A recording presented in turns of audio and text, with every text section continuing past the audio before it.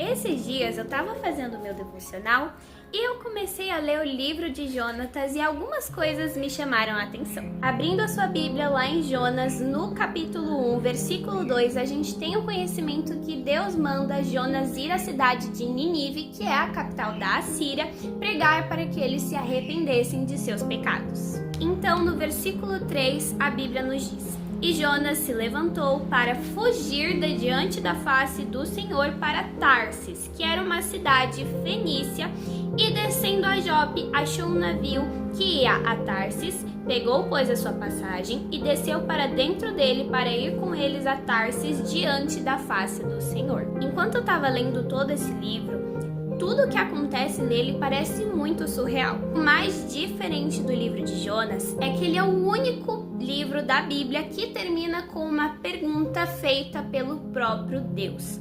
Essa pergunta ela é bem curiosa, mas já a gente fala sobre ela. E existem mais outros 2 livros que também terminam com uma pergunta, mas são perguntas feitas pelos seus próprios escritores. Enquanto eu lia também esse livro, eu refletia quantas vezes a gente abandona o nosso propósito para fazer qualquer outra coisa. A gente inventa muitas desculpas para não cumprir aquilo que Deus tem na nossa vida.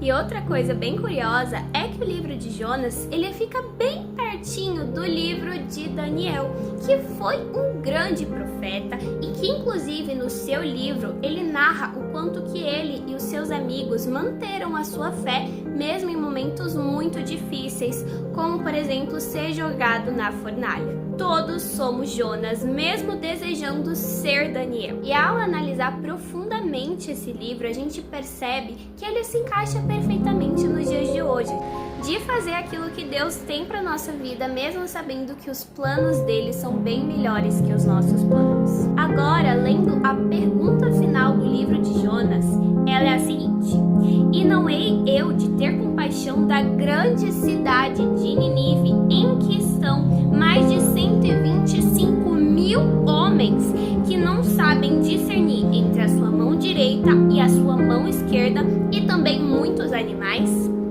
Essa pergunta, ela se refere à vergonha que Jonas teve de pregar a palavra, por isso ele fugiu, porque ele sabia que ao pregar, toda a cidade se arrependeria e tudo aquilo que ele havia profetizado sobre a destruição da cidade não iria se cumprir.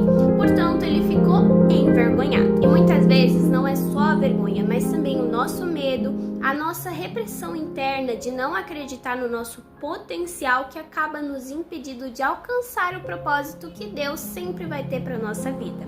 Ai, Pia, mas por que Deus iria utilizar uma pessoa que ele sabe que não vai querer cumprir 100% o seu propósito? E aí que você me pergunta o quão grande pode ser o amor do Senhor para que a sua graça recaia sobre nós, mesmo sabendo que a qualquer momento a gente deixaria o nosso propósito e fugiria para as coisas mundanas. Mas tem coisas na vida que exigem que a gente aceite o nosso próprio fracasso.